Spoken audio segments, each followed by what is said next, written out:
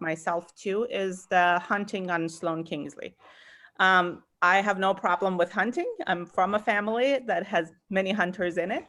But the concern is how close they are doing that to the homes, and whether they are following all the guidelines they should be following. It's not always during the hunting season. As a matter of fact, on Thursday night, it was going on, and with the deer that decide to run to come to my property, I love them, but I can see that there is a possibility that it is a little bit too close to the residential homes. So I don't know if it can be stopped in that property for, at all, but if at least the guidelines are shared again and reiterated, we would really appreciate it. On that, I really appreciate the time. And if you have any questions, I'll be more than happy to answer. Thank you. Thanks for attending and participating this morning, Sanam. Welcome. Does anybody see any other hands up from other members of the public that might want to speak this morning before we get started on our first plan topic? Okay. Sandy. Oh, is there? I don't see any. Okay.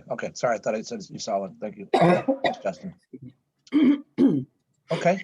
Topic number 2 on our agenda then is the Scio Township Master Plan discussion.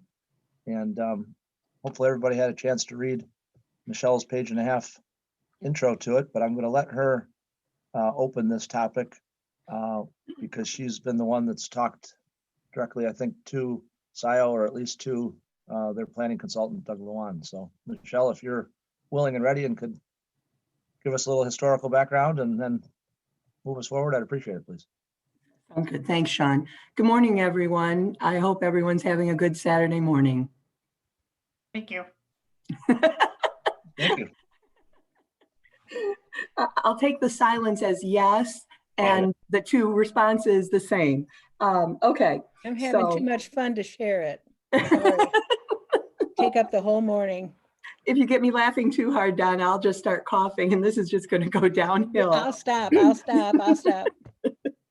Okay, so the township has, as you know, they're in the process of updating their master plan. They do it slightly different than the way we did it, where our entire planning commission was actively involved in the entire process, or through the entire process with staff and our consultants. They have a subcommittee that works with a couple members of their commission, possibly even their township board and their consultant to do their master plan. So on January 25th, that was the first day the entire planning commission actually saw the entire draft. And they had I shouldn't say extensive, they had public surveying and input, just like we had, different manner, but they also provide their public input with their plan, just like we did. But that's together what created the draft. And in the draft, Doug Lewan, who is with Carlisle Wortman, who's also the company we use for planning consulting, gave me a heads up of some of the things that this draft is contemplating. And I use that word contemplating because this is just a draft right now. Excuse me. Before I go into exactly what this new plan does, let me touch on a couple of things. This is an opportunity that they're extending to us for input prior to the formal process, where they have to send it out for comments to surrounding communities, regional agencies, et cetera. They're doing this in the same neighborliness, if you will, that we did when we were doing our plan, but for different reasons, but the same in another. Cities have the ability to plan outside their boundaries. But knowing our relationship and having the good relationship that we have had with Scio Township over the years, we wanted to make sure we engage them before just going off and doing it. And you'll recall, excuse me, we sat down, a small group of us with township leadership and went over the concerns and issues that could arise for planning outside our boundaries, for people wanting to develop property that would require public infrastructure, because that would require, that would trigger somebody asking for an annexation, because the township does not intend to extend public utilities throughout the township. It's primarily in certain areas, especially along Jackson Road. This draft master plan is not changing that. They still plan on not extending. And so we had that meeting with them, and they were thankful for that opportunity to participate. And so they're giving us that same opportunity with theirs. It opens up the option for continuing the good relationship that we have. So currently the township master plan designates the northwest corner of I-94 and Baker Road for a combination of things like what they call open space agriculture and rural residential. They also have a small mixed use highway commercial area. And you see that when you come off the freeway and drive on Baker Road at that particular intersection. The open space ag and rural residential designation is intended for preservation of agricultural lands. Open space, it has a density of one dwelling unit, a maximum density of a dwelling unit per every 2.5 acres.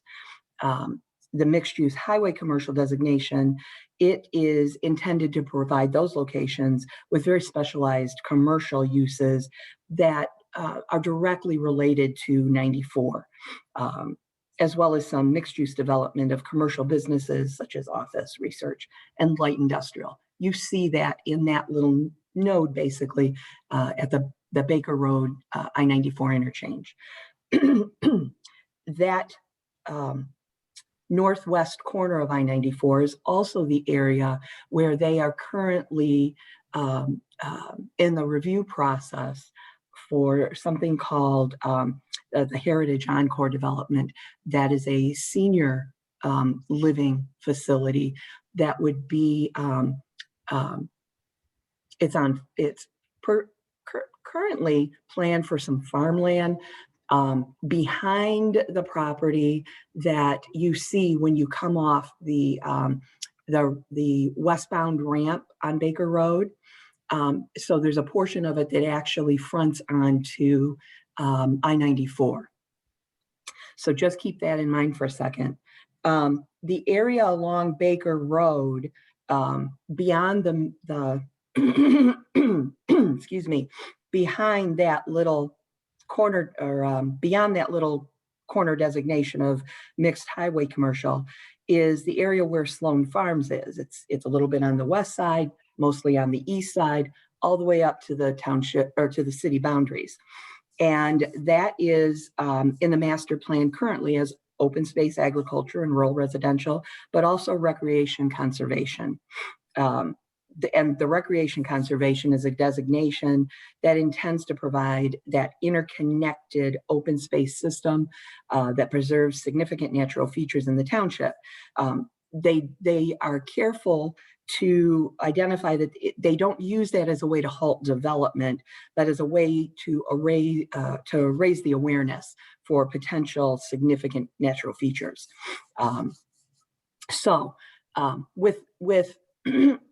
With the Sloan Farm and the heritage development in mind, as well as those current master plan designations for the Baker Road corridor between 94 and the city boundaries, they are looking at what's called the gateway subarea.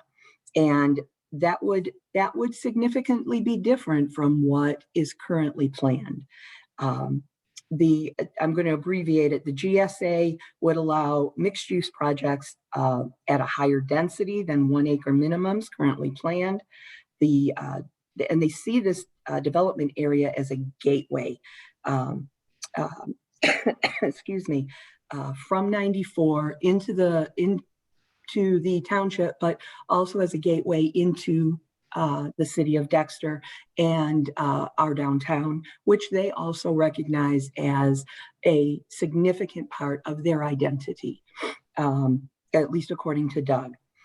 So they also feel that the development within this gateway sub area is going to have to be done through the planned unit development process.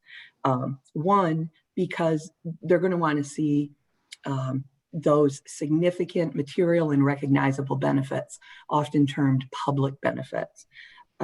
Also, if they're not extending public water and sewer, the county requirement for 1 acre lots on well and septic comes into play. So you in doing a PUD, they may end up with these cluster options where homes may be on smaller lots than 1 acres.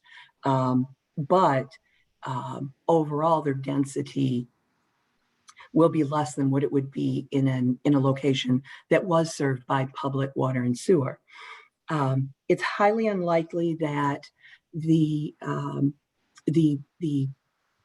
private treatment system that they would be putting in is going to be able to discharge to Mill Creek as the current development plan anticipated. And there are a variety of reasons for that. One, the National Scenic Designation of the Huron River and Mill Creek being a tributary to the Huron River. The DNR is on record with the township, and I believe I've said this before to you, that it's not something that they would be inclined to consider. And then the recent cases regarding the phosphorus loads into discharges into the Mill Creek and the Huron River are going to also significantly impact. So it's more than likely they will have to do what's called a surface wastewater treatment system. Excuse me.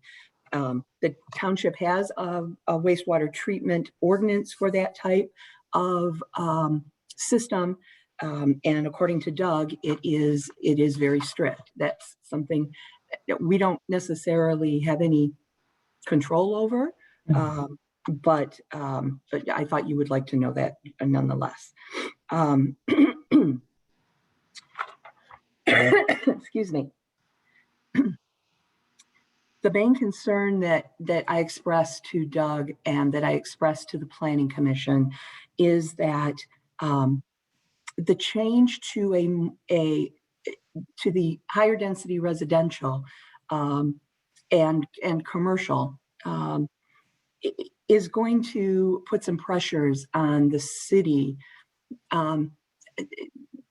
It's going to bring some additional competition that we currently already have due to the Jackson Road corridor. And I'll expand on that a little bit. So Baker Road will become is already coming off in 94, going to be a more visible corridor.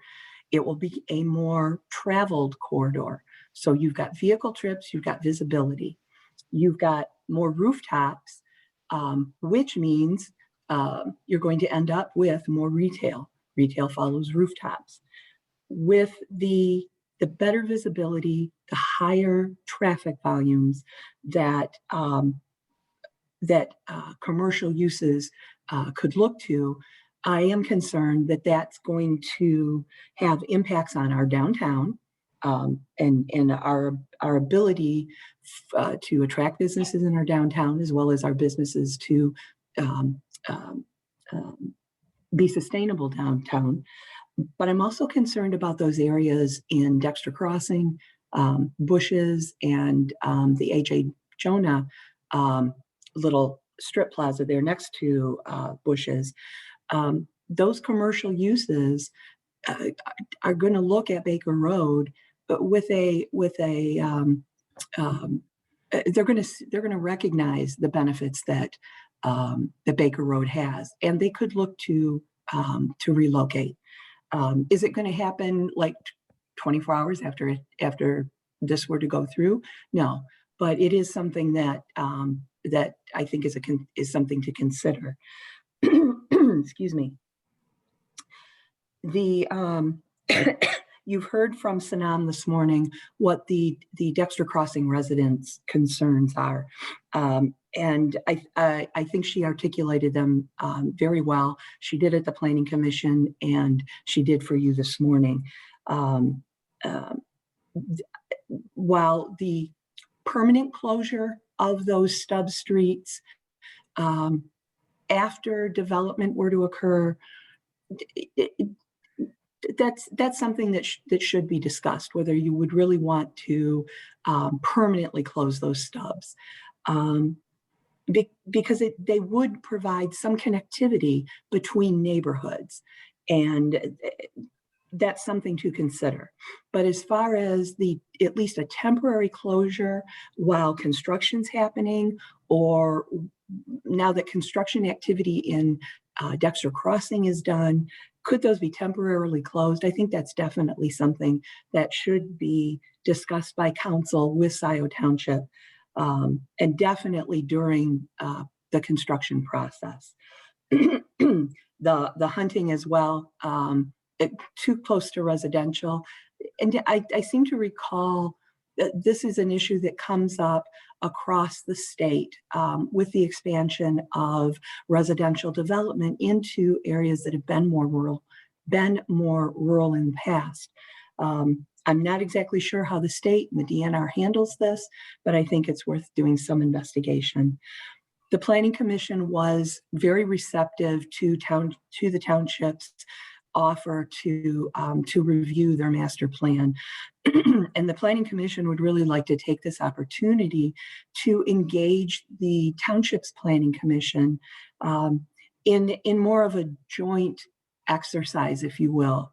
Not a formal joint Planning Commission body, but maybe through a series of meetings, whether that's Planning Commission to Planning Commission, or a subcommittee of Planning Commission and City Council with the same at Scio Township, but to really look at this particular section of their master plan and work together on how it is planned. I'm eager to hear what your thoughts and your ideas are, so that I can compile all this information and take it back to Doug and present it to the township on behalf of the city. Thanks, Michelle. Thank you. Michelle, so is the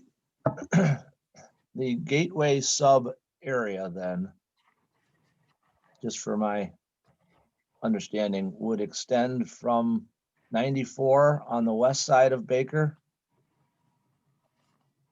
all the way up to the city boundary, and then north of the existing commercial on the east side? Or would that change from on the east side all the way also?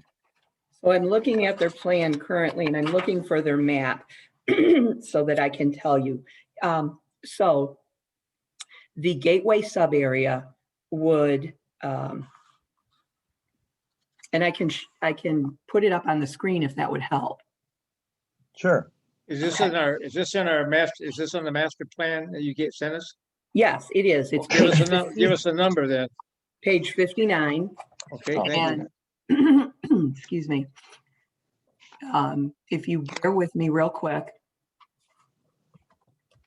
Michelle, I don't get a paper packet, so I That's would why I'm going to put appreciate it up on the, Yeah, put that it would up be on the helpful to screen. me, yes. I don't know if everybody else prints theirs off, but I don't. I don't have a paper packet either, Donna, so. That'll help you too then. Yep, I'm going to do it right now. I'm pulling it up, and I'm going to get to page 59. So please just bear with me for just a second.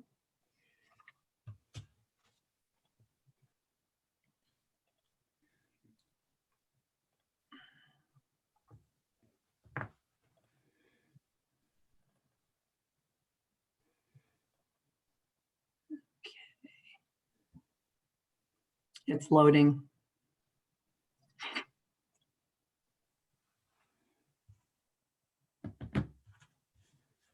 Michelle, while it's loading, remind council, or me maybe, what the date is that we're supposed to have comments back to them, or are we not rushed in? We are not Consider- rushed, but it is not, how can I put this? It's not limitless. Like I said, on the 25th was the first day the entire planning commission saw this.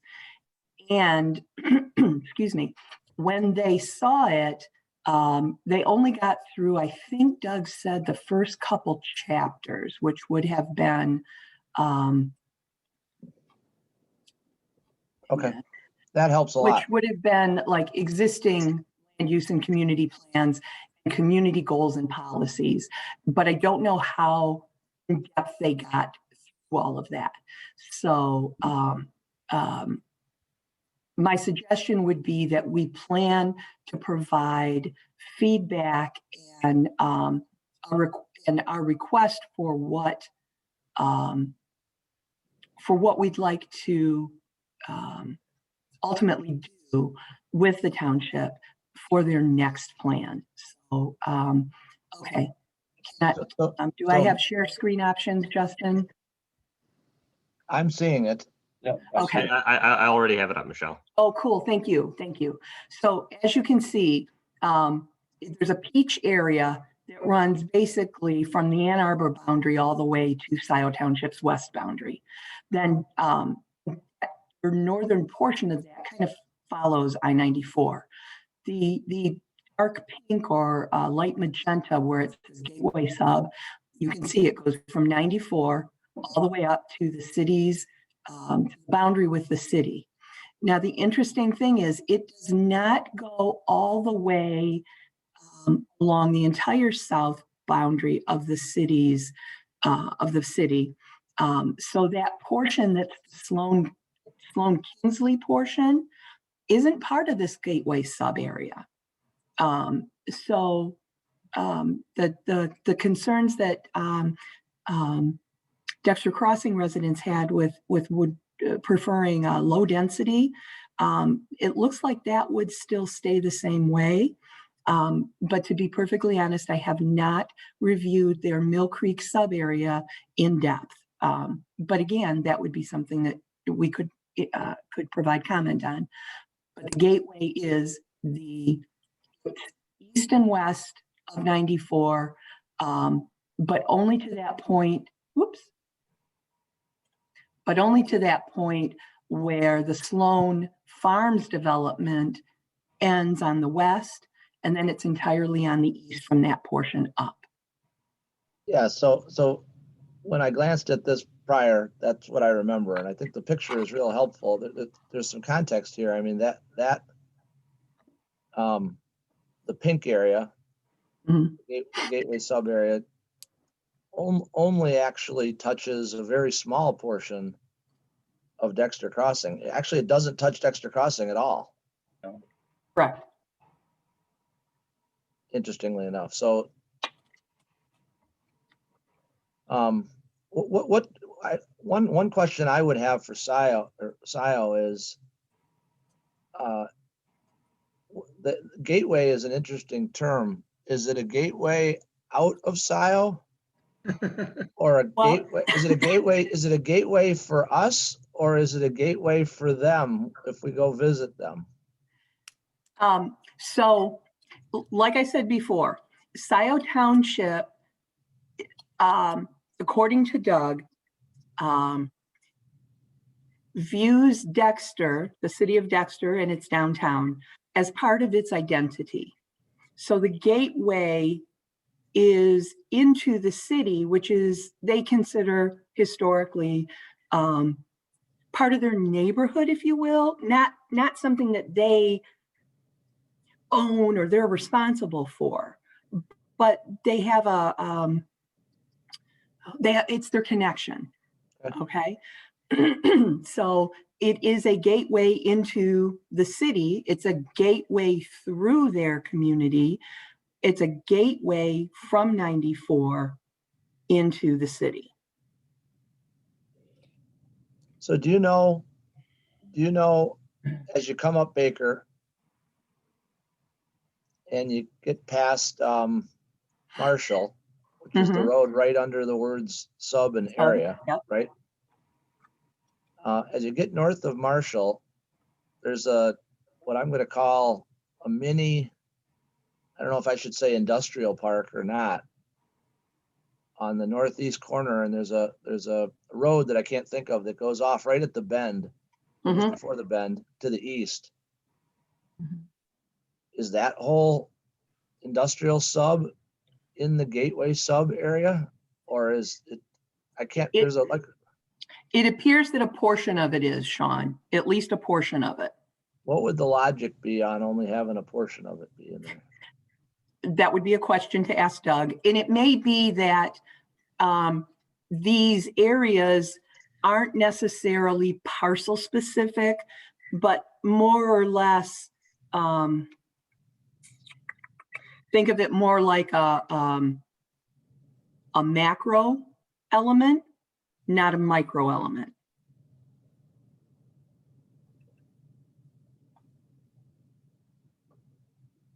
Because you can see between Gateway and Sub, there's a little road.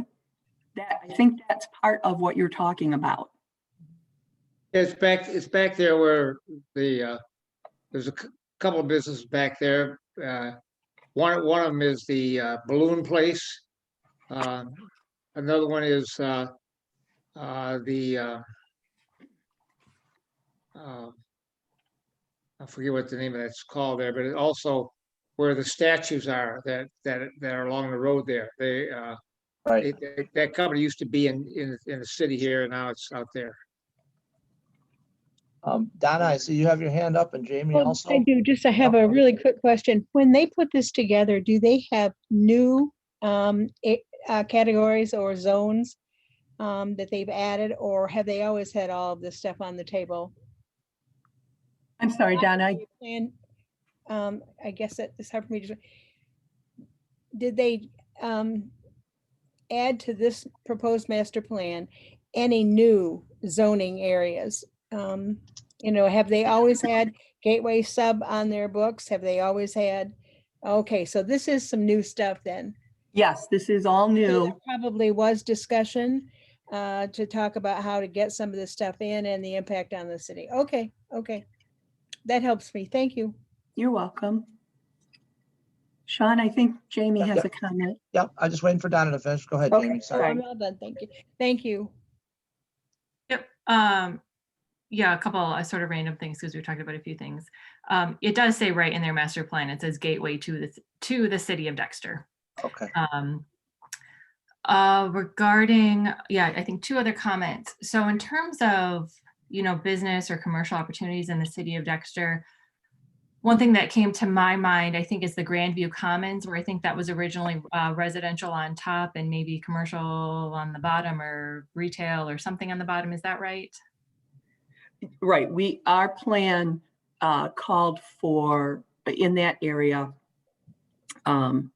excuse me, desire for the mixed use. Mixed use. It's residential top, retail on the bottom. Right. And then I think I saw something in a packet not long ago that had said the owners of that building or whoever manages that, they were having a hard time filling that in that commercial retail capacity. So they wanted to switch that out to residential. So You're talking 150 Jeffords? that's 150 Jeffords. Right. 150 Oh, Jeffords. 150 Jeffords. It was over at 150 Jeffords. Yes, Okay. right. So when Grandview Commons came in for PUD site plan review, one of the things that was brought up in the beginning part of the discussion was that the master plan did prefer, if you will, the mixed use. The developer did not feel that mixed use in that location was sustainable. And so there was some back and forth between the planning commission and the developer. And in the end, the planning commission accepted the developer's concerns, and it became an all residential, but mixed densities. That was the trade-off. 150 Jeffords wanted to do all residential when they first came in for their PUD, and the Planning Commission stood their ground because 150 Jeffords is so physically close to Main Street. Planning Commission was not willing to for the building to be all residential. So there is language in the PUD agreement that, as well as in our ordinance, that the developer, if they cannot sell those 2 units for commercial use, could come back through a formal PUD amendment process and ask for them to be reclassified for residential. The developer did come in October and just had a small conversation with the Planning Commission, and the Planning Commission's still not real receptive. Excuse me, but the developer has not come in with a formal request. So, yeah, so one thing I guess that makes me think about is that we've had these goals of encouraging commercial or, these mixed use development, and Grandview has flipped already to residential, and 150 Jeffords may have already expressed an interest in flipping to 100% residential. And I know Dexter Crossing already, the plaza already has a hard time staying filled. So I understand the concerns about, would the gateway sub further, would people who are already here be tempted to move?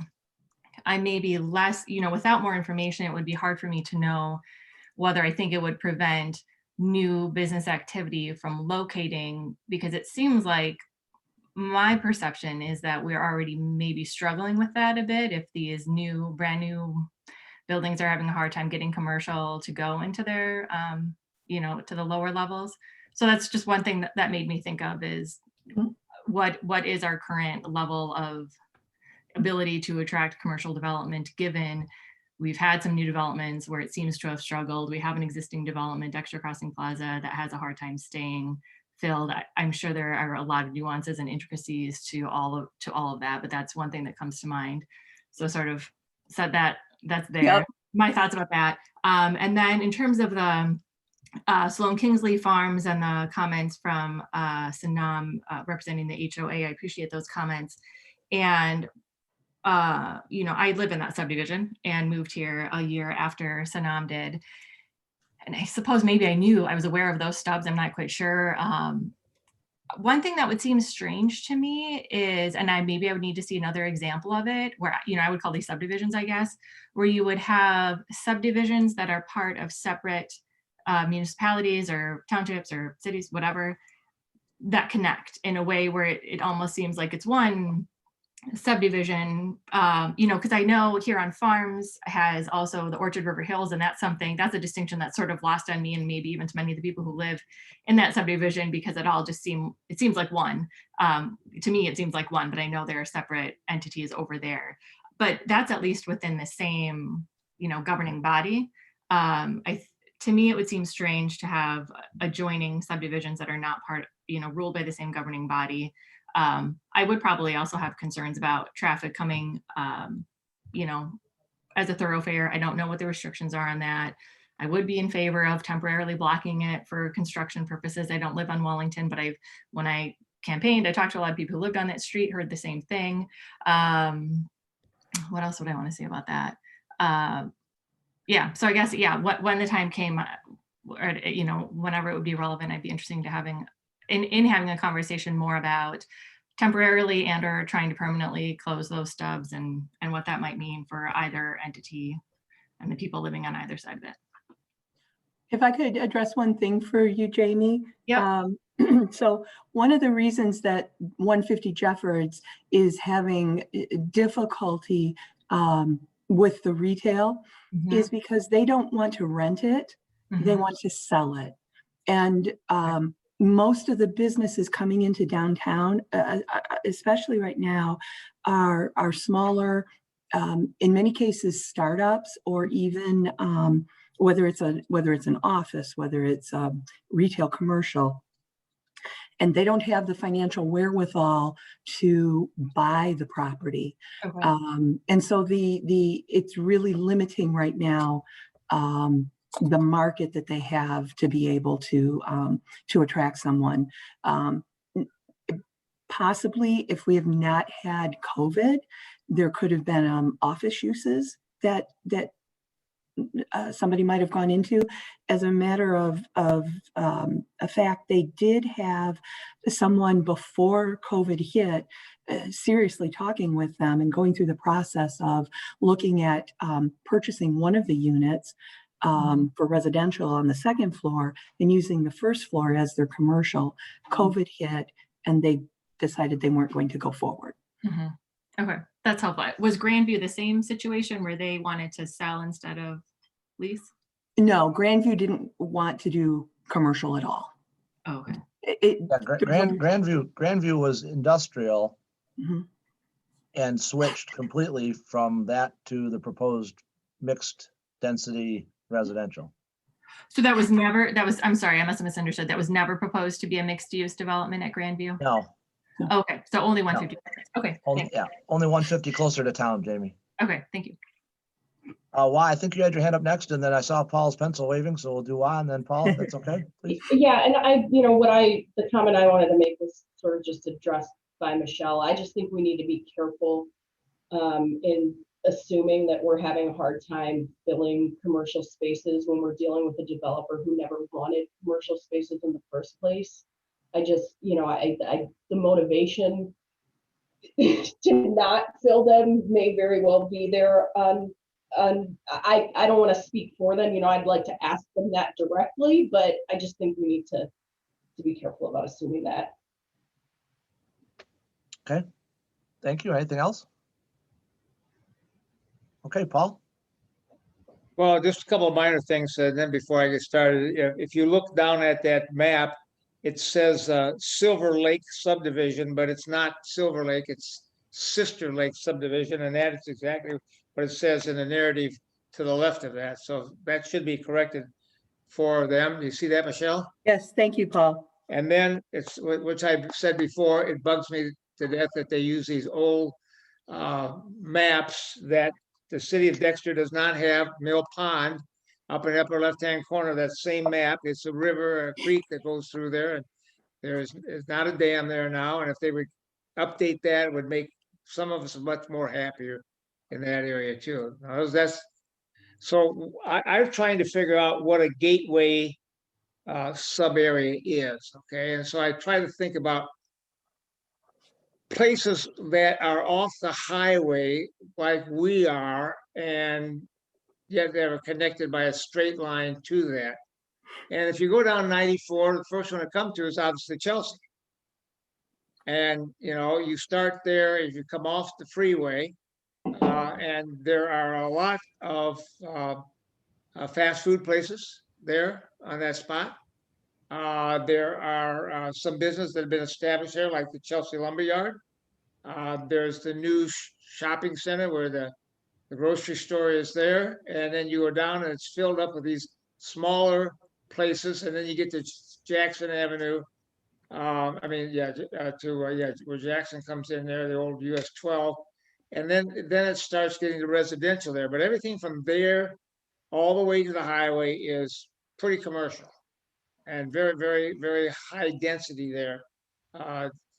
Lane is very wide. They have a center turn lane there. And I think I look at it, if I go to further west, I find some of the same thing there in Jackson area and some of the other smaller towns that are slightly off the freeway there. They have that same look when you drive into it off the freeway. You get that.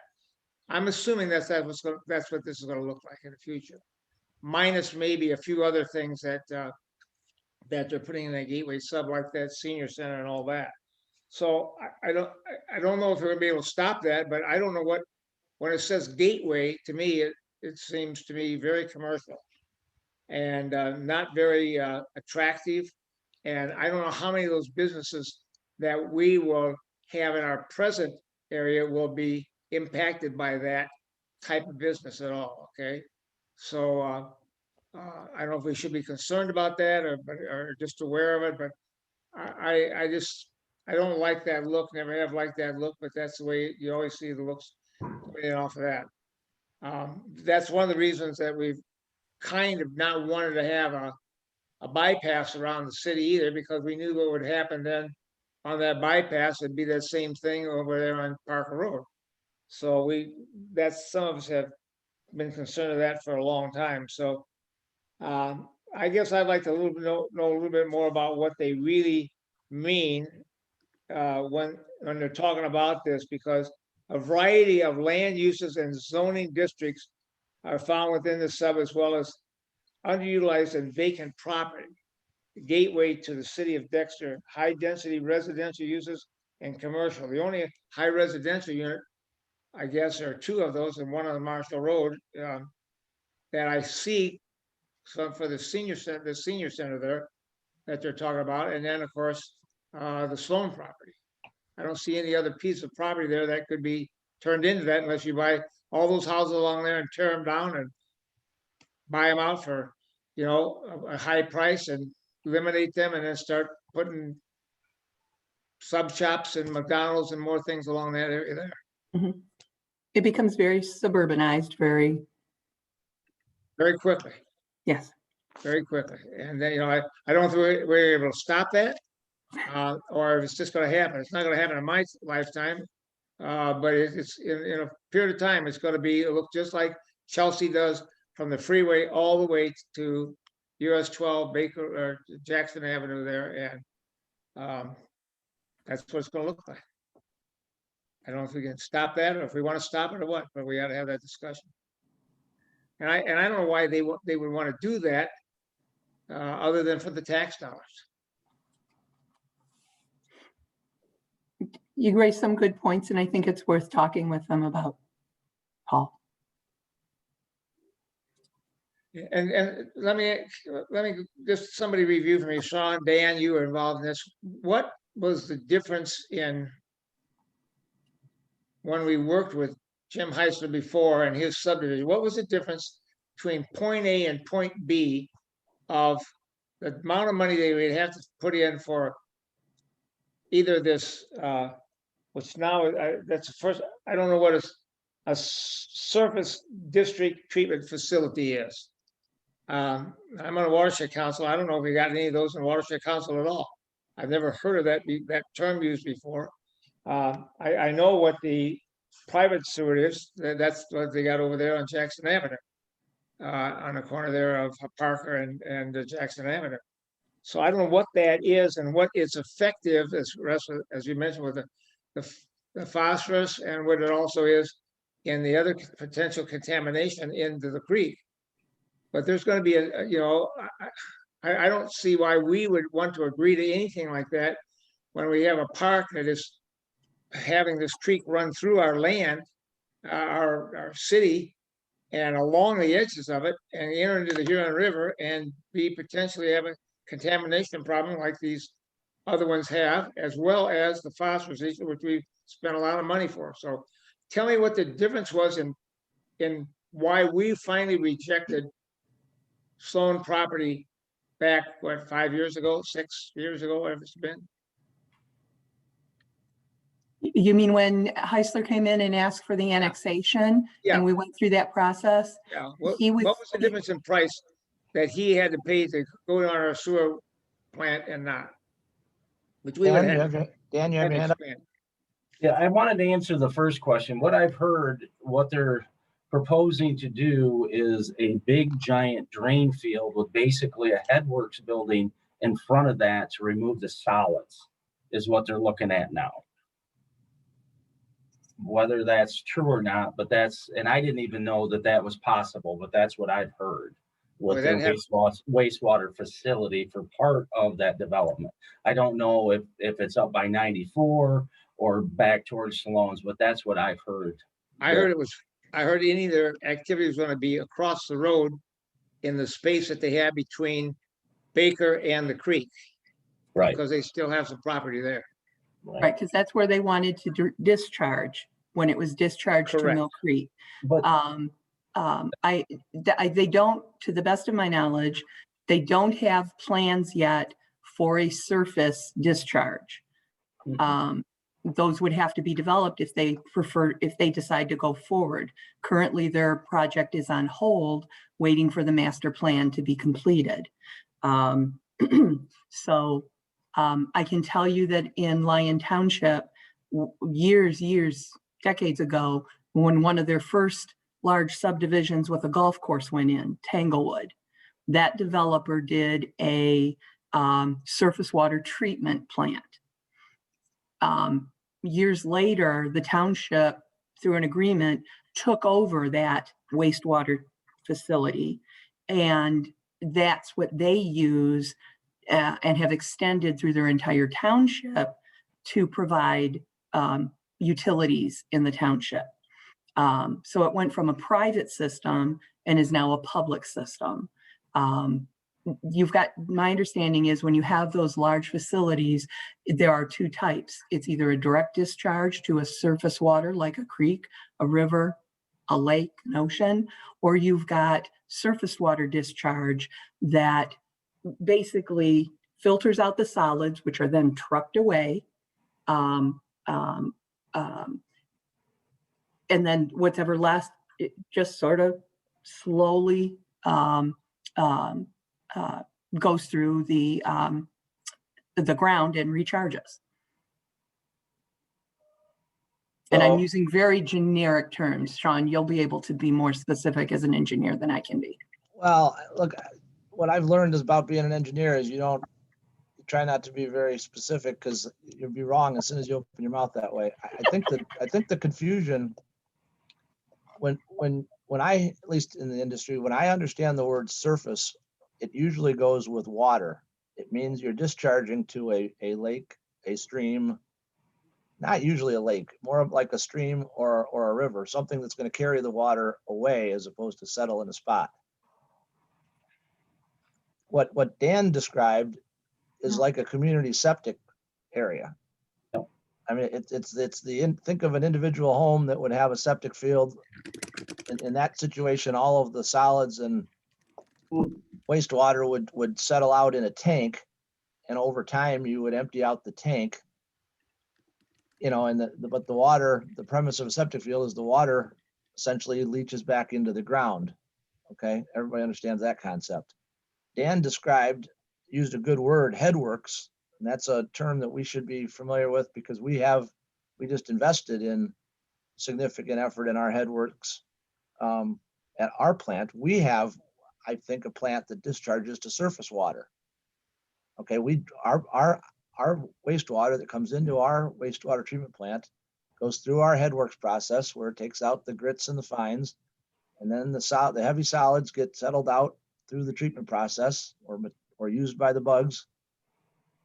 And then the water gradually, as it makes its way through the treatment plant, gets cleaner and cleaner and treated secondary and tertiary, and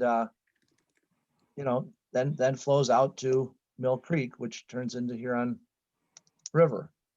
Paul, you mentioned the facility upstream at Parker and Jackson. That is the Thornton Farms subdivision that I think you're talking about. Yes. Okay. They also discharge to surface water. If you were to go and look at that plant, it is laid out. It's smaller than our wastewater treatment plant, but it has many of the same components, concrete tanks. Yeah. Use of bugs to digest the solids. It's got a lift station to get the flow into the plant, and then it flows hydraulically through the plant. And after it reaches the tertiary treatment, it flows out to Mill Creek. I know that because my company has done engineering for them. Okay, we fixed their phosphorus problem. They were on the Eagle or Department of Environmental Quality's list of not meeting their phosphorus limits for several months or years, and that for the last year and a half or 2 years has been corrected. But those are both, in my opinion, surface water discharge. They discharge to a receiving stream.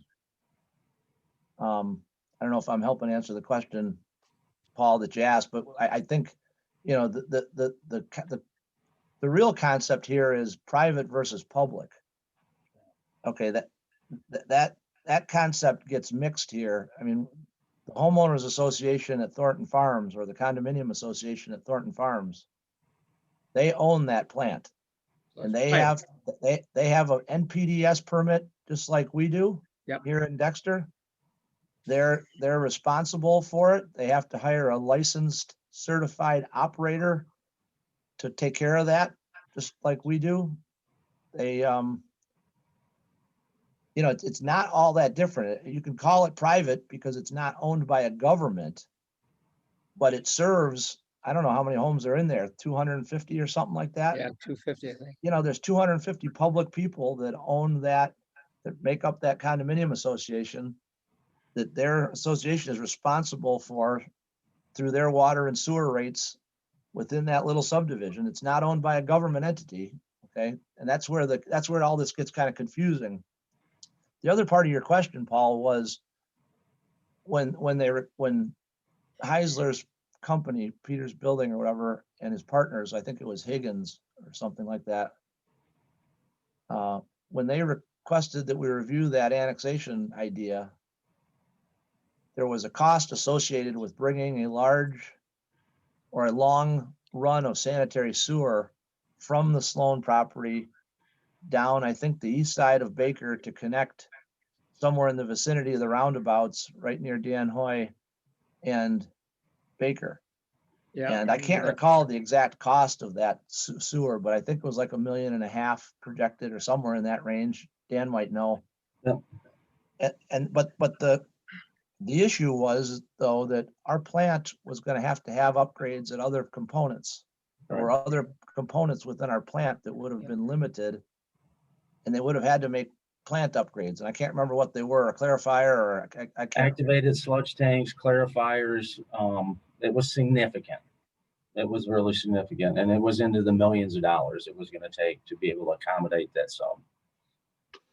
But the concept that they're thinking about it like a community septic field with a more improved headworks process, meaning they would take the grits and the fines and the solids out ahead of time before it just water leached into the ground, is interesting. I would think that whole area there near Baker Road ultimately, you know, flows west towards Mill Creek. Right. You know, whether the water would actually make its way there, you know, physically or not, underground or through the, you know, through the soils or not. I don't know. I don't know anything enough about it to tell you, but sorry for talking so long. That's my answer to I think your questions, Paul. Well, I think I understood that. Now it's the first time I heard about the septic system concept, but that makes sense of what they're trying to do to it. But we know that when you get that water anywhere into the ground, it is eventually going to leach out somewhere. Okay. Just ask Ann Arbor now about what they have and the problems that they have with their contamination, potential contamination into their creek from the property over there on Gallman? yeah, Almost. Gelman's, yeah. So I guess I wanted to understand more about what that meant because I never heard that word. Maybe it's just a different type of discharge, but it's a different word that I've had, you know, and I'm familiar with how septic systems work, or I mean how soil plants work. You know, when I first came to Dexter, we had primary, and you know the joke was you took out the solids and dumped the rest in the river, and that's about basically what it was. Okay, and then we upgraded those over the years, and that there's another private system though in a corner of Huron River Drive and Zebe Road there too, where the big company used to be there. That's not there anymore. But it's used by a lot of different companies. But they also have some contamination going in there that they believe could have has started up over the last few years, maybe the last 10 years, just because of the lack of operation. It's a private company again, with little concern about how they're going to affect the river when they dump stuff in. So, you know, I'm really concerned about how that really is gonna work out for the city here. And as I think I mentioned once before, you got about 600 fly fishermen there from Ann Arbor area and around that are not gonna be too happy if that's gonna contaminate that river. Trout Unlimited is a very strong organization. And when they get their teeth into something, they're gonna stop it. And Bill Ford's, because he had a lot of money and they could hire a lot of good lawyers, stopped the one over there on the other side of Ann Arbor, on the east side of Ann Arbor there. And that subdivision supposed to have over 500. That was from the company in Detroit that was gonna come out and build a 500 unit subdivision there. And it completely stopped that, and that was gonna do the same thing. It's gonna pour into the river there. So, Paul, thanks. So just let me just make one quick comment, and then I'll go to Jamie, Juan, back to Dan. So as we've been talking here for the first hour of this, again, the purpose of the discussion is to try and make comments. I've been trying to take some notes so I can share those with Justin and Michelle, but what I'm hearing is that one of the primary concerns associated with any development in that area, regardless of the type, but any, is the environmental impacts of any wastewater discharge on Mill Creek, given that it's upstream of the city of Dexter. That's I'm hearing one general category. The second that I'm hearing a little bit mentioned, started by, I think, Sanam and then Jamie, it would be the connectivity or the traffic connectivity potential from Baker Road ultimately to Dexter Ann Arbor Road, via Dexter Crossing. It's interesting to me that the Gateway sub area does not put the higher density, at least as it's shown, adjacent to Dexter Crossing. It appears that that is still proposed to be larger if it's staying. I'm not sure what the Mill Creek designation is. Jamie, it sounds like you've read a little more of the master plan than I've had the opportunity to do yet, so I don't know what it says there. But I think one of the initial concerns was, how many homes and the density, and would they need those connections to have a lot of homes off of Dexter Crossing? And it's sort of unclear from what this Gateway sub does to impact that, but it appears that it's still larger residential there.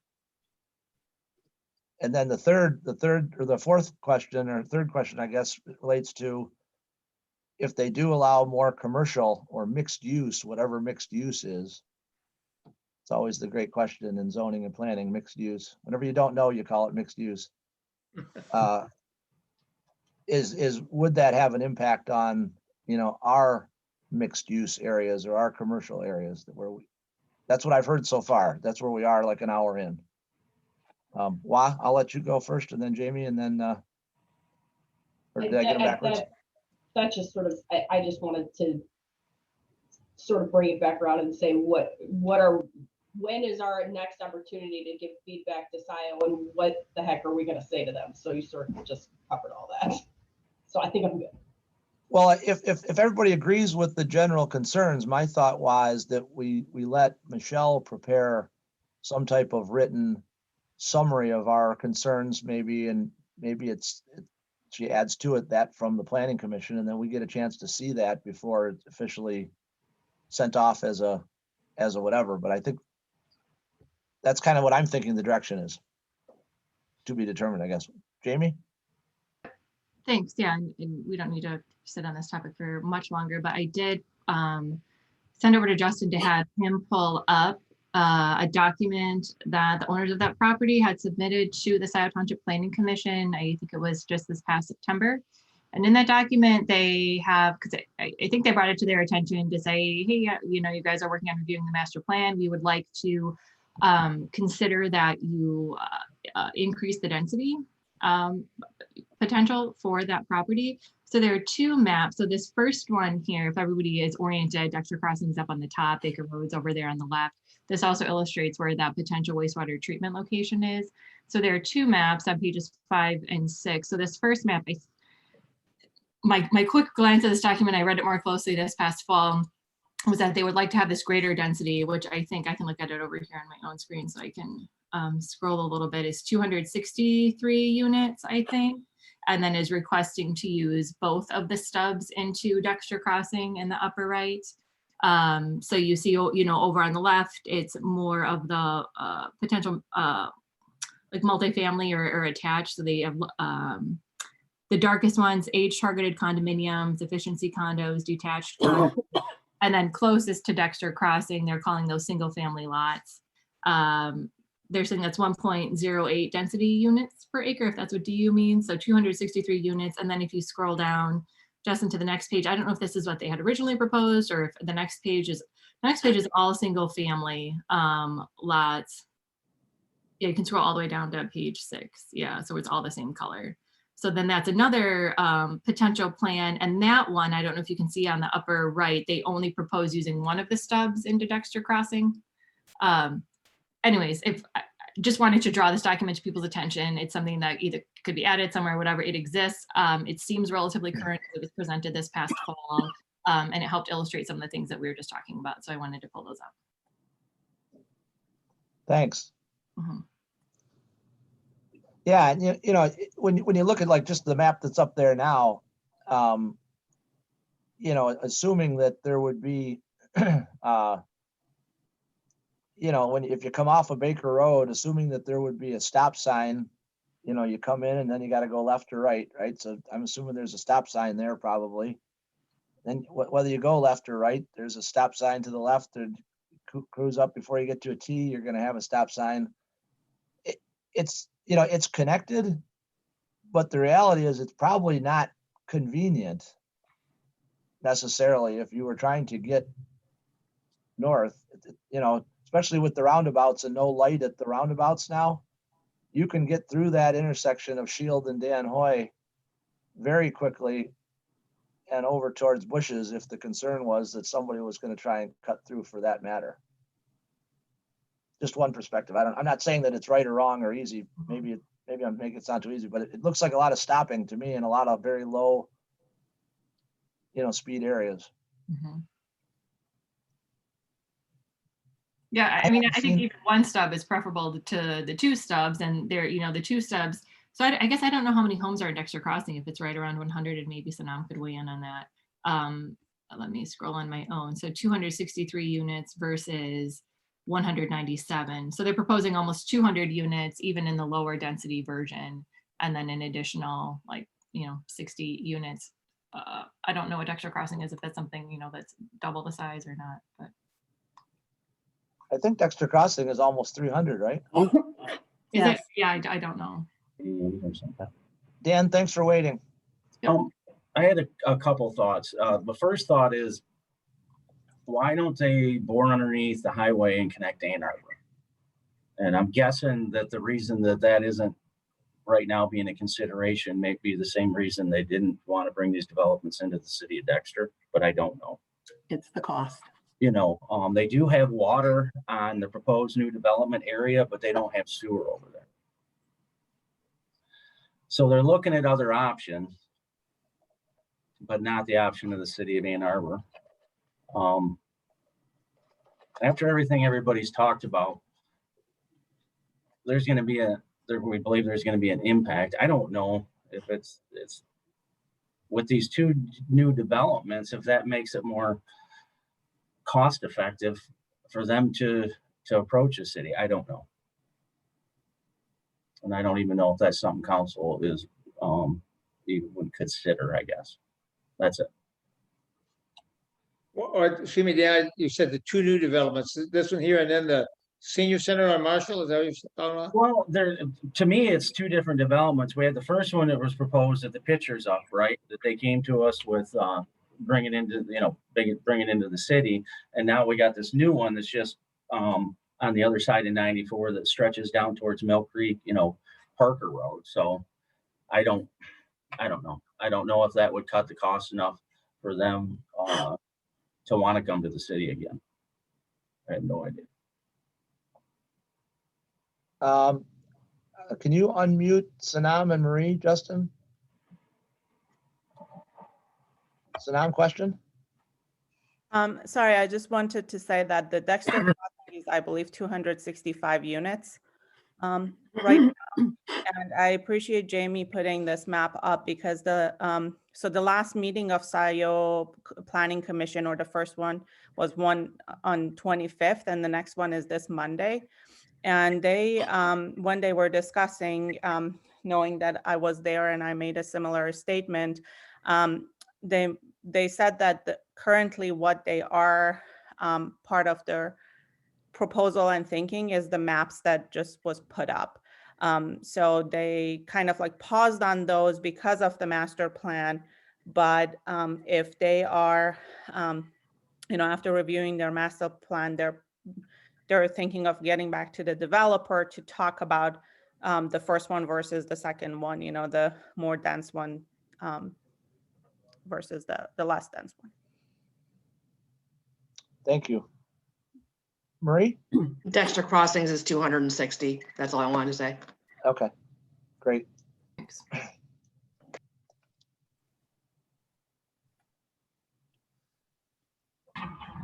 Michelle, Yes, sir. can you put the map back up that showed the Gateway sub area for a quick second? Actually, I Justin? think it was Or Justin that Justin? put it up. Yeah, whoever it was.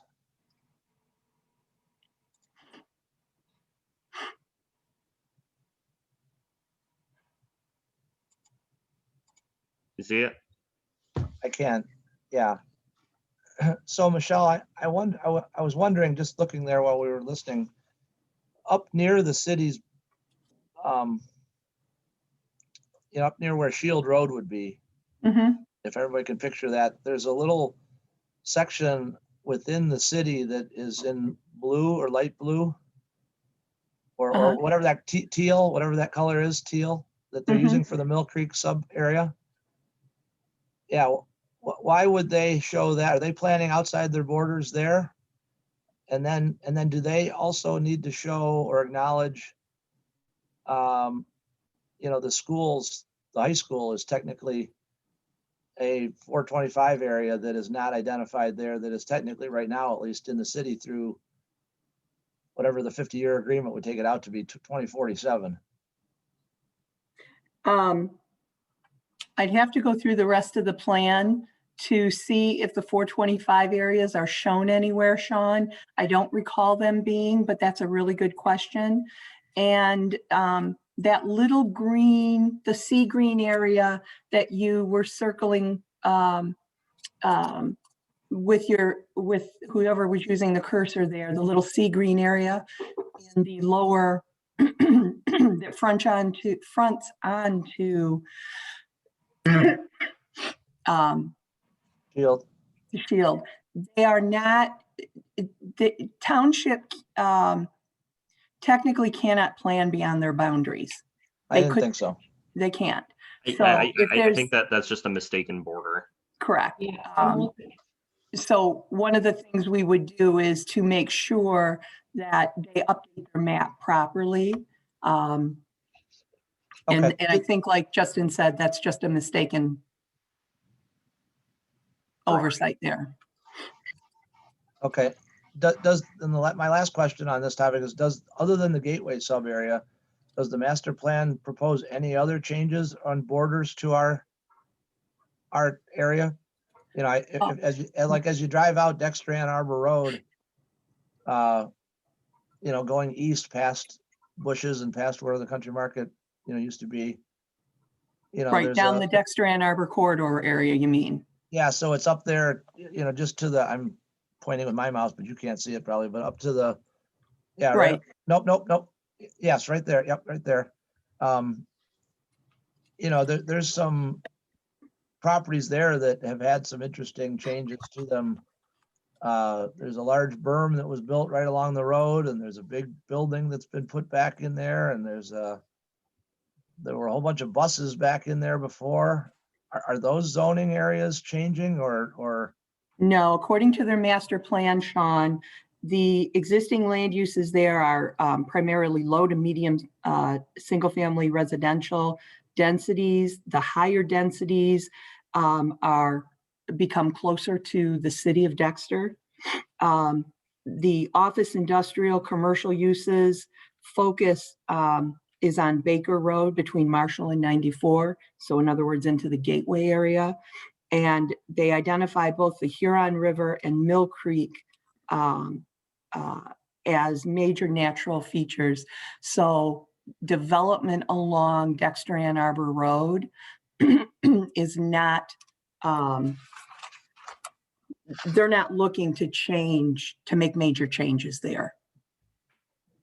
Anything that impacts the creek, anything that impacts the Huron River, they're not interested in increasing densities as such in those areas. Okay, thanks for clarifying.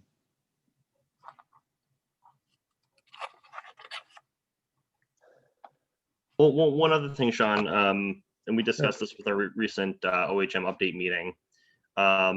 If and when we do Dexter Crossing roads for maintenance, we don't necessarily want heavy truck traffic going through that area once those roads are redone. Yeah, I had that same thought. Understood. Okay, do people have other comments at this point? Doesn't mean we can't make them again later. Michelle, there's some opening input for you, I guess. It's very helpful. Thank you all. If you have any other comments or thoughts that you want to jot down and just send to me an email, please feel free. I'd like to get these compiled and over to Doug by the end of next week. I believe their next planning commission meeting, I'm going to be shooting for their planning commission. I know meets the fourth Monday of the month, just like ours, or just like our city council. So that's the meeting that I'll be shooting for, the second meeting in February. Okay, I think one question that would be interesting to ask Doug is the comment that Paul raised about, and Paul, if I get this wrong, help me out. You asked the question about, are they doing it for the tax dollars?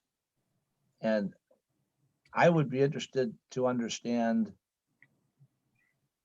if the residential uses offer a higher tax dollar or an industrial. I say industrial, but like those industrial park. I mean, at one time, we talked a lot in this area about a potential connection to our industrial park. And I know that would take cooperation from our largest user back there, Dexter Fastener and Technology, but there physically is a way that could occur, and there could be connection of an industrial park, which would mean that you wouldn't if you wanted to connect from Baker Road up to Dan Hoy, you wouldn't need to go through Dexter Crossing if that was allowed. There's another way to do that. Anyway, just curious about their thoughts there. Thanks, Sean, because I think that's one of the things I was going to bring up, that we had always talked about some kind of connectivity there between Baker Road and Industrial Park. So before it got to the two roundabouts now and coming up Dan Hoy there, so take the traffic off of that area there, out of the school area as well, with all the trucks. And there's a lot of them. If you've driven up there, there's a lot of trucks that come up that road to the industrial park there. So if these two subdivisions, two plans there, that eliminates all of that.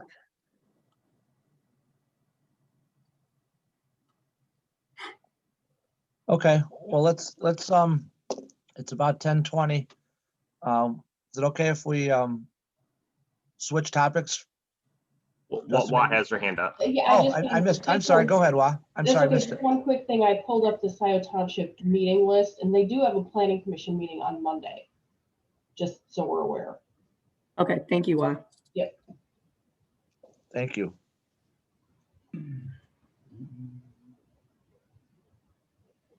This doesn't, Sean, this doesn't preclude any council member going to those meetings and expressing their own opinion, as well as the city's position, correct? No, I don't think so, Paul.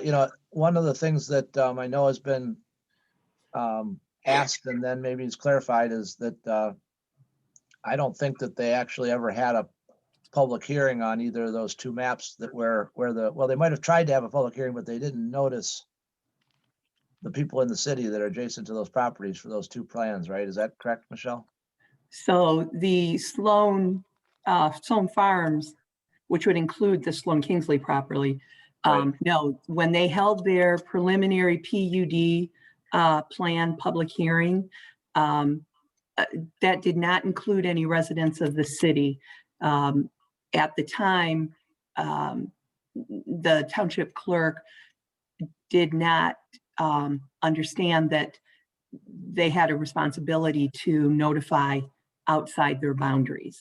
They now know that. So they know that when this development, if it comes back, they would have to go through another public hearing on it.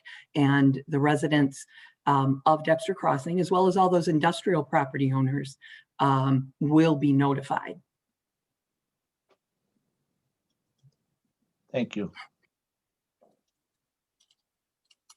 Okay, let's get down to item 3, the city office discussion.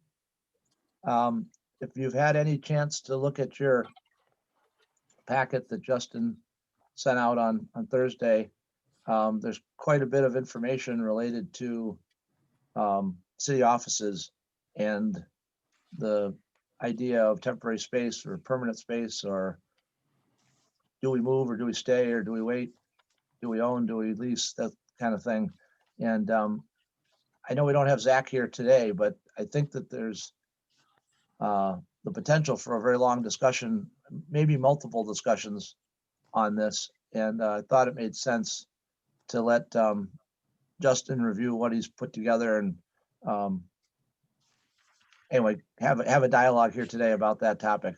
It's one of the important topics that we wanted to get to in our goal setting, and I'm glad we're able to do it. So Justin, I'll turn it over to you if you want to start us off. Maybe you can take this map down and put up whatever you want or not. Go from there. Sure. Let me take the map down. Thanks. Yeah, and I don't really have anything to replace it with, but Okay. yeah, so because there's a lot of information that was included in your packet for Monday, we wanted to give the opportunity for a discussion today rather than having a 3-4 hour discussion on Monday. So an item was proposed at the last meeting to move city offices, and city staff wasn't contacted or consulted prior to the submission of that item. And we wanted to take this opportunity to provide council with the thoughts of city office staff and take the opportunity to review the facility needs assessment as it relates to city offices. We also, as requested at the last meeting, we went and got draft lease agreements from both Oxford and Matt Schuster through Jeff Evans, I believe it is, for the former Encore building. And so all of that is provided in your packet as well, along with some renderings for 3045 Broad Street and 8140 Main Street, and the lease agreements or the draft lease agreements for city council chambers for the senior center and for St. Andrews. And so just kind of start things off. If we were to go with either the former Encore building or Dexter Crossing, neither of them would be complete with build out prior to the March 31st deadline for a return to in-person meetings. So I think that's probably the most immediate need, is to figure out where city council is going to meet. But after that, city staff did provide thoughts on existing city offices, and also shared with you some of the comments that were provided through the facility needs assessment about current city offices and the issues that we're running into with our current facility needs, as well as some thoughts on the various options that City Council has discussed for potential future city offices, whether that's temporary or more permanent options. So I don't know if City Council wants to start off with any questions that you might have or any thoughts on what's been provided. Justin, I'll jump in since I don't see a hand right away. So let's just start with the Open Meetings Act and the current situation. Obviously, we're meeting virtually today. My understanding is that at the end of March, the ability to hold meetings virtually ends unless you have a really good reason or there's some other act of the county that declares we can't do it or something like that. Is that right? Okay.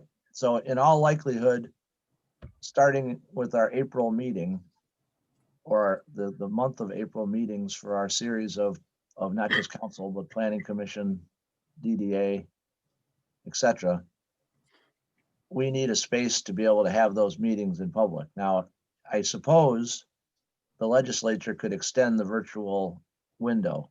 They've done that before. We've seen them do it twice now. Once to the end of the year and then from the end of the year through the first quarter. I don't have a sense of whether they would extend that or not, but assuming that it ends on March 30th,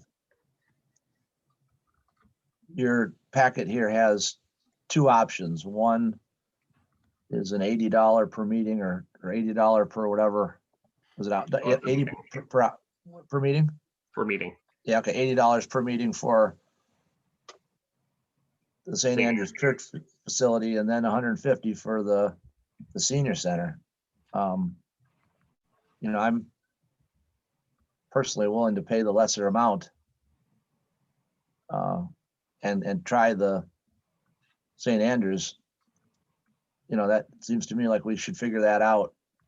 I don't know what that comes out to in terms of total dollars for a year or for the remaining budget cycle or whatever, but that's probably something that, just looking at that situation, we need to take up for at least an ongoing basis. I mean, I don't think we're committed to any period of time. It would just be as based on per meeting, right? Correct. So that those leases could be, or those ability to rent those spaces could end whenever we wanted if there was some other space available or some other thing that we decided. But it would seem prudent to have that as a decision topic. Maybe not, I'm not saying for Monday or even today, because we don't make decisions today. That seems like something we should be discussing and having as a decision topic either later in February, or I'd hate to think we're going to wait till the end of March to figure that out.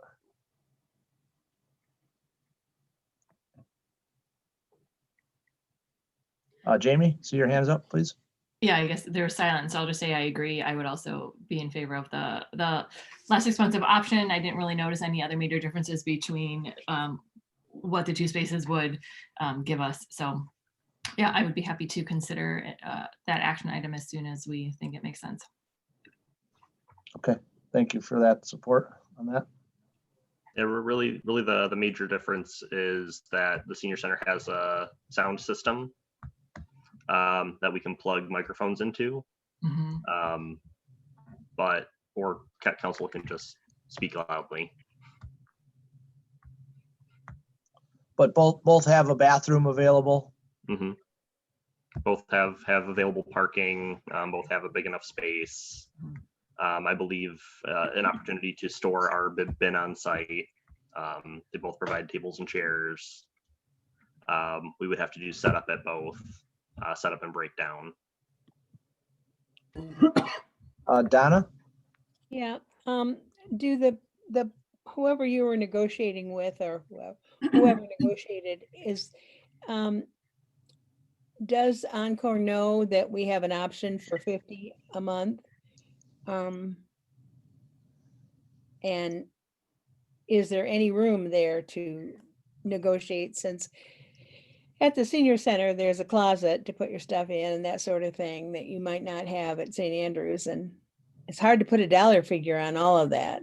But So when we were in the initial, so I guess going back to kind of the start of COVID, we were told that we would not be able to have our meetings at the senior center. right. After further conversation with specifically Jim Carson is the person that I talked to. Okay. We pitched the $80 a meeting option.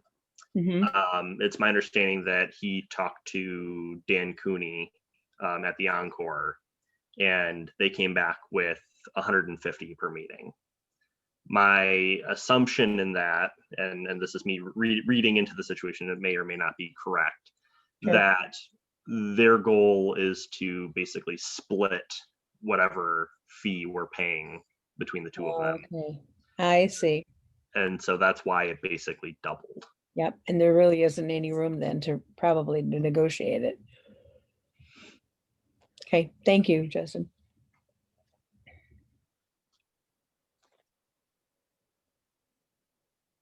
Paul, I see your pencil waving, I think. How many people have been in St. Andrew's Church to know what that space looks like? So we use it as one of our voting precincts. And it is a very good size. Fantastic. I've been in there for I forget what they call it, the bazaars or the Girl Scouts used to sell stuff. I mean, my recollection is it's pretty big. I haven't been in there in the last year or more, but Ms. Knight. Yes, thank you. I think both spaces are equivalent in size. I think, either one of them would work. I guess my question is, how is this going to affect planning commission, ZBA, and all our other boards and commissions? Well, do we be renting it for them as well? Is it $80 per night? Correct. Yeah, it would be $80 per meeting. So we'd have to pay $80. Correct. And on the flip side, it would be 150 per meeting. So if we rented the senior center for planning commission, arts, culture and heritage, parks and rec, either you're paying 150 for each of those individual meetings or $80 for each one of those individual meetings at St. Andrews. Okay, and then who does the follow up with the cleaning and the sanitizing? Is that the city's responsibility? That would likely be our responsibility in either case. Okay, thank you. You've answered my question.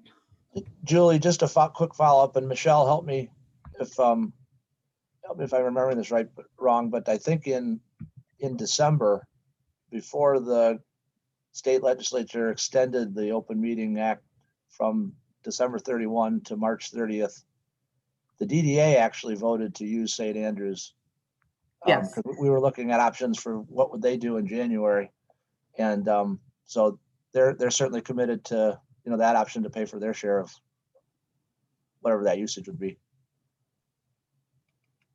Yes, that's correct, Sean. Okay, thanks, Donna.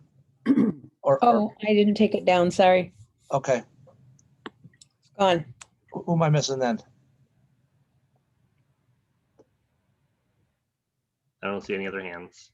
Okay, I had my hand up, but I took it down, but I guess I could put it back up because yeah, no, go ahead, jump in. I just wanted to thank Justin for putting this together. It was really helpful, excuse me, for me. And the level of detail that was provided was helpful. As a new person, trying to consider all of these different temporary and permanent options for the city offices. So I look forward to having this as we have our discussions. I think it's really helpful. Thank you. Julie? Yes, thank you. Is there any possibility that we could use the excuse that we don't have a meeting place as a reason to extend the virtual meetings? Because I think we get good citizen participation in the virtual meetings. I agree with that. That's another discussion as to whether when we meet, even if we meet in person, we could continue, I suppose, to have a virtual option for people to at least listen in. I'm not sure what the Open Meetings Act would say about them participating that way, but So we have, I don't think that there is any Open Meetings Act regulations that prevent members of the public from participating virtually. We have already purchased a webcam. And so if we would like to, when we do go back to in-person meetings, my thought was that we would use that webcam to video the area that City Council is sitting to Zoom, and then people can log on and basically watch through Zoom City Council meetings. I don't know that I've nailed down the audio portion of that yet. I'm not sure whether it's going to be better just using a laptop as the audio input, or whether we do need an external microphone to plug into it. But the options are there. thank you. Thank you for your thought on that. Keep looking into that stuff. Michelle, I see your hand, I think. Yes, please. Justin, doesn't the city have the ability to continue virtual meetings if they set their own emergency procedures? The reason I ask that is it sounds like City Council would like to continue virtual meetings for a variety of reasons, and so that's why I'm asking the question. I thought there was something that allowed the local municipality to set up its own emergency procedure. So yeah, the state law does allow for local declarings of state of emergency. So whether that is, so if, for example, if the county declared a state of emergency, we could piggyback onto that to continue virtual meetings, or City Council itself could consider declaring a state of emergency. And I think it needs to be done either through resolution or ordinance to allow for that.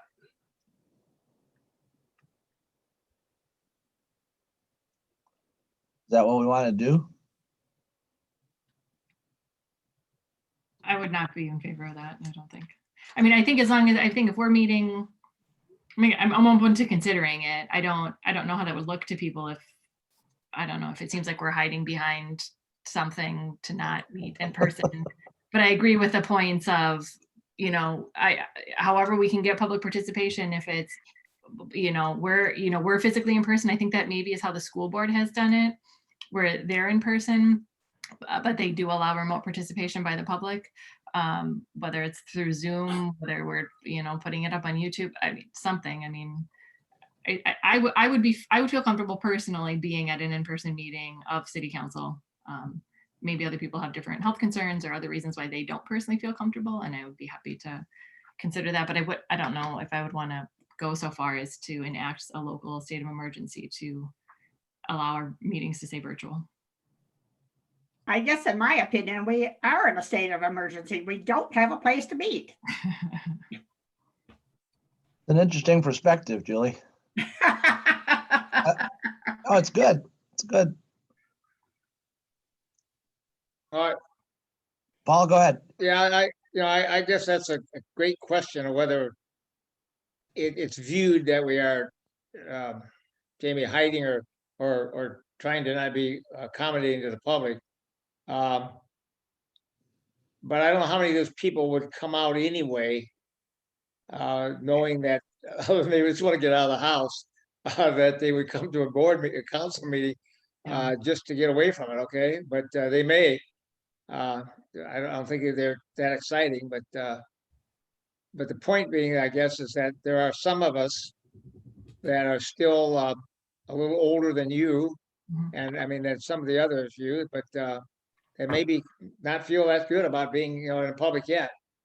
I'm fortunate that Pat and I were able to get our COVID shots, and we get our second one on the last day of February here, so we're theoretically going to be better off than we were a month ago. We're going to see how that all works out, but you know, even to travel to my son's home in Minnesota, we still have some real concerns about that, and we haven't seen them. Our grandkids are them for over a year and a half now, and they close to that year, Mhm. almost a half now, just because of other issues. And I'm not sure that we've made that decision how we're going to deal with that. They got a brand new house that we'd love to see, and Mhm. it's just it's tough decisions right now. And I don't know if Bob Murphy would show up or not. He's one of the older gentlemen that would show up if he could. I know that, but I don't know if he does. Would feel safe for that or not. But Well, Not had my shot. I guess maybe I'm it's worth, old. oh, sorry, Donna. No, I just say, as far as going out, I say I am old, very, and I have not had my shot. I certainly will get it whenever I can, but I have not had that done. Well, Justin, maybe you can do us, I don't know, is it worth a conversation with the county or? So I did already reach out to the county administrator Okay. and ask if that was something that they were planning on doing.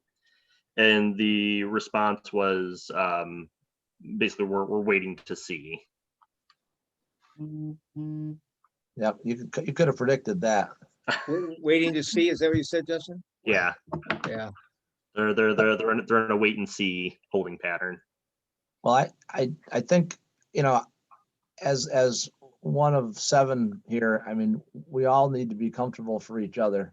And so if there's, you know, I don't want to personally take an action that, you know, some of you don't want to do. Mhm. I'm willing to try the emergency thing, and you know, I wasn't aware that we could do it locally as a city. I was thinking it had to be broader, but if there's, you know, hey, you know, maybe we have more power than we understand, or more ability than we understand, you know, and keeping people safe and comfortable is important. And so, I mean, if we have to extend it, if there's a way to extend the virtual thing, you know, that's certainly, I'm certainly okay with doing that if that's, you know, in favor of some of Paul, like, you know, your concern there, or Donna, you haven't had a shot. But it's still, I think, I think the question still is there.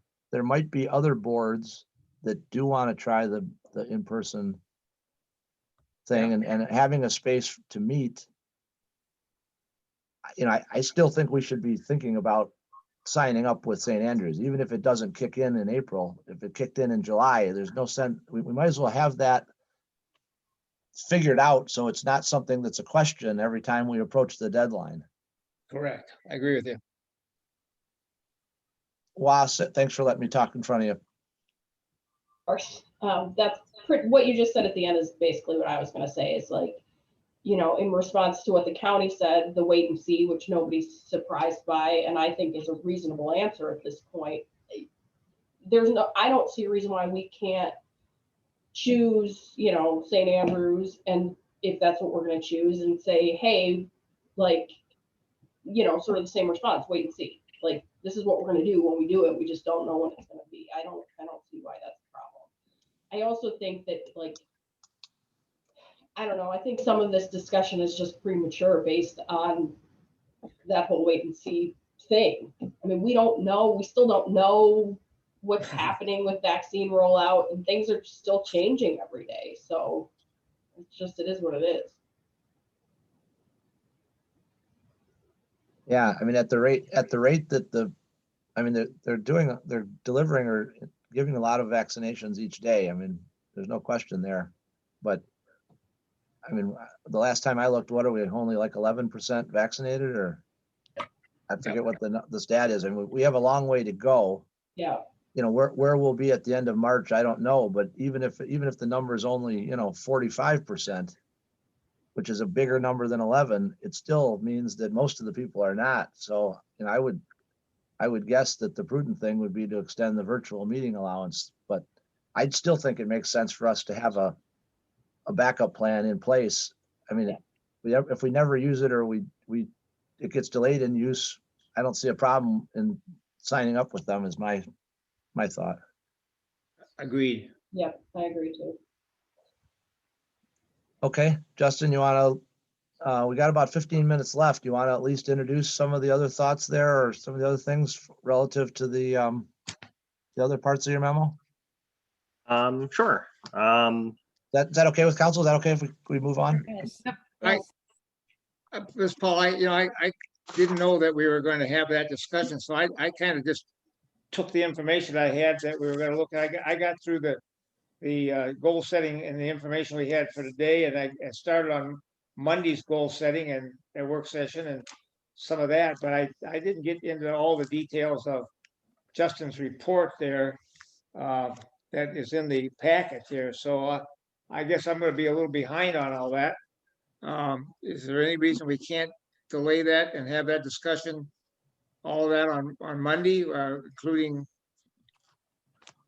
what we would have now, that, and then what Zach would be here for all that discussion, since he brought up the motion to have it moved, the building, to have the space moved? I think it'd be prudent for us to wait to hear what he said as he sees this document from Justin.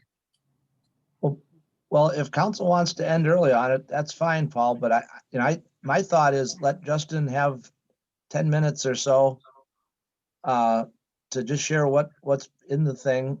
It gives everybody here on this end, 2 more days to think about it and think about what he's saying or what he and staff might be saying in the memo.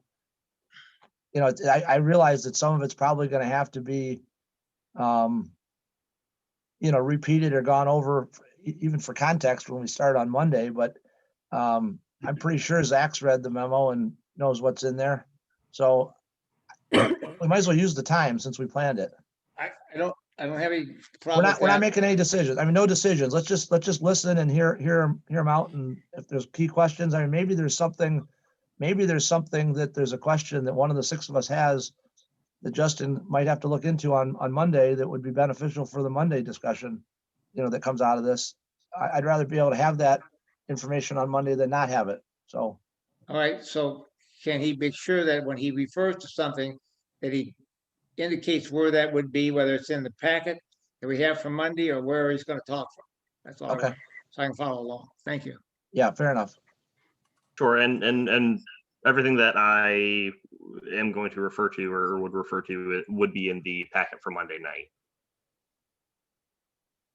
Okay. Give us the pages then when you talk, please. Pages 1. Okay. Just generally.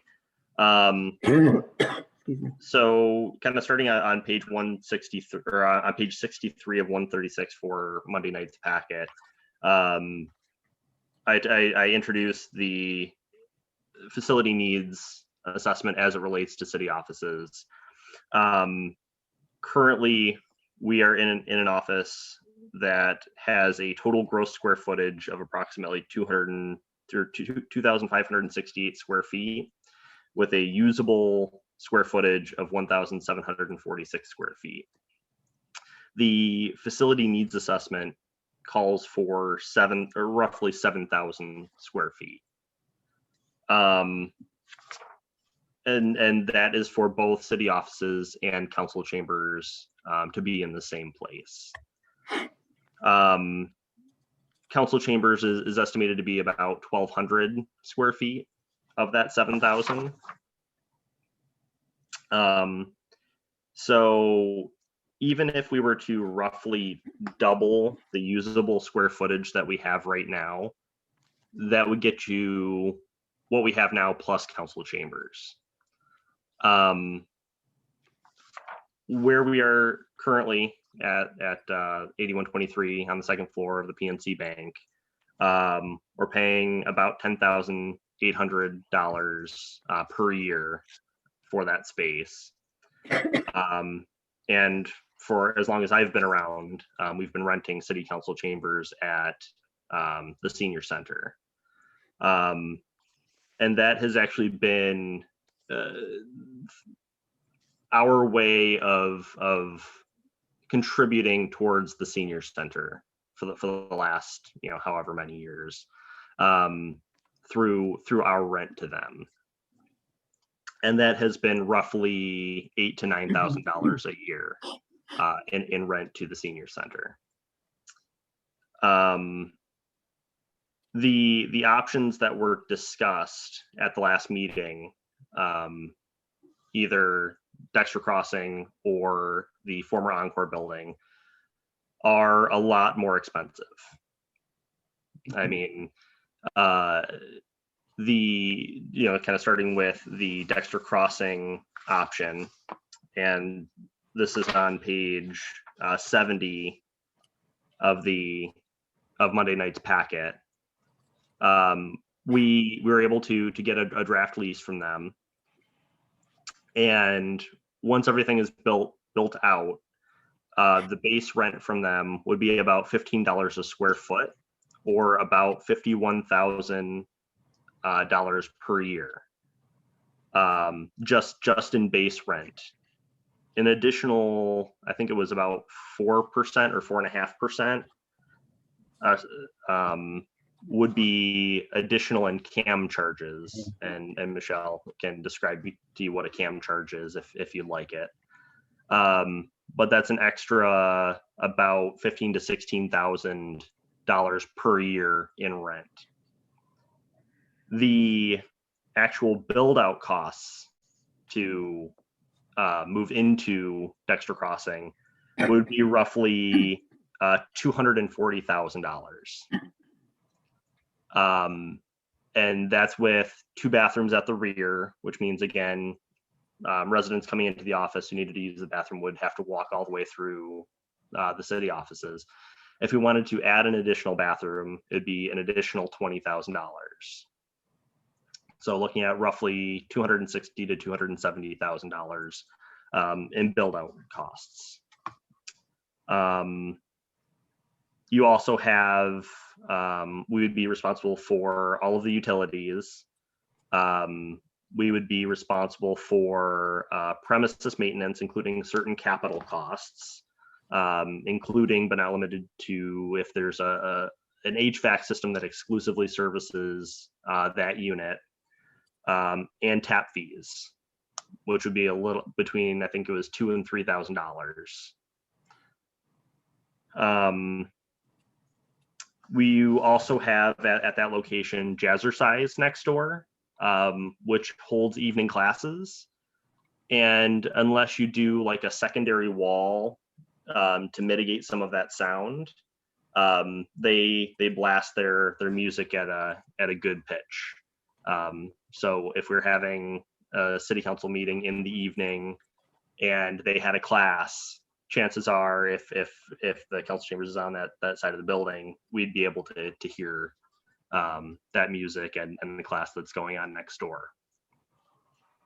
The other challenge with that location is that the front of the building is glass, but its width is shorter than its length. So most of the offices are going to be in the middle of the build out, which means that there's going to be no windows for most of city staff. Just something to consider. With the former Encore building at 3126 Broad Street, that's on page 69 of your Monday night's packet. Well, so stepping back, the space available in Dexter Crossing is about 3,400 square feet. So we're back to basically the current city offices plus council chamber, if that's the way council wanted to go. With the former Encore building, you'd have about 6,800 square feet, which is a lot closer to 7,000 than 3,400. That is the base rent is $12 a square foot, or $81,600 a year. It's the per square foot rate is relatively comparable, but you would be paying a lot more in base rent just because the square footage is significantly higher. The similar CAM charges would apply. It would be about between $20,000 and $30,000 a year. So in total, you'd be paying a little over $100,000 a year in rent to the former Encore building. And again, we'd be responsible for utilities. The big difference between the two is the potential cost of build out. The estimated cost of build out for the former Encore building is about $75,000. He indicated that he didn't think that it would be more than $75,000 to build out that space. And there is option for both to include some or all of the build out cost into the rent that you're paying, so they can amortize it out in your rent. So with the former Encore building, he'd bring it up to what's a basically white box standard. And then anything past that, the city would be responsible for. And it's the same with Dexter Crossing. Does anybody have any questions on those two options? So what's being proposed? So Justin, the 75, I've been in the Encore building a couple times. So that they'd be tearing out the stage, they'd be tearing out the. He has torn out everything, just about. He also offered, if City Council was interested, a tour of the facility. And I think that both of them would be willing to offer tours of the space if desired. The build out for both would be at least several months after the signing, after we sign. Yeah, right now the former Encore building, he sent over a couple of pictures, which I don't think got included in the packet. I think he just sent those over on Friday, but it's pretty much been gutted. So what white box, does that mean that there's an assumed floor plan or number of offices, or how or is that just the open space on the exterior and then we'd have to pay an additional to figure it out, to lay it out the way we wanted it? Correct. It's basically the what's the word? The walls necessary to support the structure. Yeah. Okay. And then we would add whatever layout we need to that building. So we'd be, if we wanted a kitchenette and we needed a dishwasher, we'd fund the dishwasher and the refrigerator and the countertops and all the other stuff that goes along with, right? Am I correct? Okay. And unless it's already there. You can have certain, certain, okay. Understood. Understood. Okay. Sorry to interrupt. I just was trying to make sure I understood what the white box meant. Thank you. And what we haven't confirmed this, but our operating theory on why on the difference in build out charges is that we think that there is more opportunity to use existing walls as additional or the walls necessary to support the structure as office walls or walls in between spaces. Whereas with Dexter Crossing, I think it's all completely open. Which means it's not just walls, it's also electrical and mechanical to put in. Yeah, and phone and all the other stuff. Right. Does anybody else have any other questions on either of those two buildings or facilities? Do they use Wi-Fi at the Encore? I don't know the answer to that. So we currently provide Wi-Fi to our office. So that's likely something that we would bring with us. Okay. And that would be true for either building. Hey, Justin, one thing if I could add on the build out between the two buildings. And if we were to roll it into a lease, there is no interest charges proposed at the Encore, but it's an 8% interest rate at Dexter Crossing. Okay. Yeah. And the escalation, so the increase in rent year to year would be 3% for Dexter Crossing and 2% for Encore.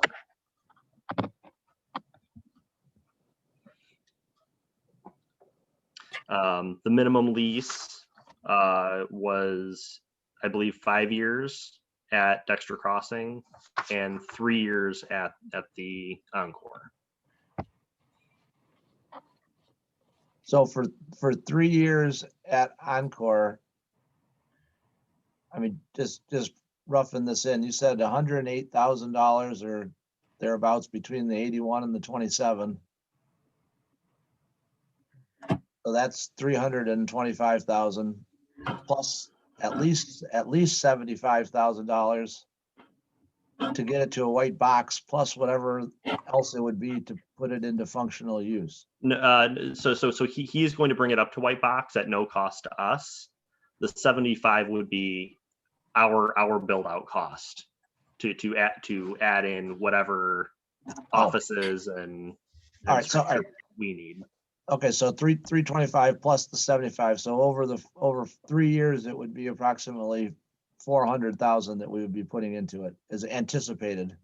Correct. Not including cost of countertops, dishwashers, that kind of stuff. I guess I'm getting at. That would include it.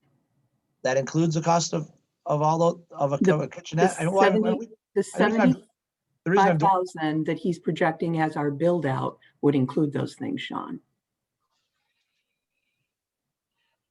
Based on his estimates. Okay, that's all the additional walls needed to make offices and create a kitchen environment and a conference room and all that other stuff that we're. So, you know, whether you have a large screen in the conference room and all that's okay. That seems really cheap. So the thing we have to remember is there are certain things already existing in the Encore space that Encore put in themselves. For example, the 5 bathrooms that are there versus the 2 that are currently in the Oxford space. I believe, if I'm not mistaken, remembering Encore has a kitchenette currently. So there are certain things, like Justin said, walls, kitchenette, bathrooms that you have in Encore that could be utilized in the locations that they are, that then decrease our build out costs. okay. All right. The space at Oxford doesn't have that. I just want okay, thanks. I just want to make sure I'm understanding. But about 400,000 over 3 years, round numbers, if I'm doing the math right. Right. And it would be similar at Dexter Crossing. Yeah, with the 240 plus the 50,000 a year for rent and whatever. Yeah, so it would be about 65 to 66,000 a year in rent at Dexter Crossing, plus the 244. Yeah, so it's over 400,000 in 3 years. Okay. Well, hey, Justin, I appreciate the intro on some of this and the detail on some of this. You're probably gonna have to go through a little bit of it again on Monday. But we're after 11, and I'd like to see if any of the citizens on the call have any comments before we adjourn. I know there's more that you could say on other things, but let's save all that for Monday. Let's not get too far. I appreciate the intro. Sure. Are there citizens who would like to speak this morning before we close the meeting? It's *9 if they're on the phone. Oh yeah, thanks, Jamie. *9 if you're on the phone, right? Good point. And Jamie did send me a note that I thought was a good suggestion. Since we've had more participation with the goal setting and the citizens coming in, we'll probably add to the agenda a similar comment that talks about, sort of a 5-minute per person thing, so that we allow time for the citizen comment, but don't use it all up, and let us keep using this for the workshop that it was originally intended. So I thought that was a good comment. And sorry I didn't email you back, Jamie, on that, but I wanted to that's fine. recognize the good Yep. suggestion there. So trying to be respectful of that. Okay, well then I guess we're adjourned for now, or I'd like to thank staff and everybody that did attend, our student representatives, but staff, appreciate you working another day for us. Thank you. Thank you. Yep, thanks. Have a nice weekend. Have a good weekend, everybody. Everybody. Enjoy the social district. Bye-bye. If you're young. Yeah.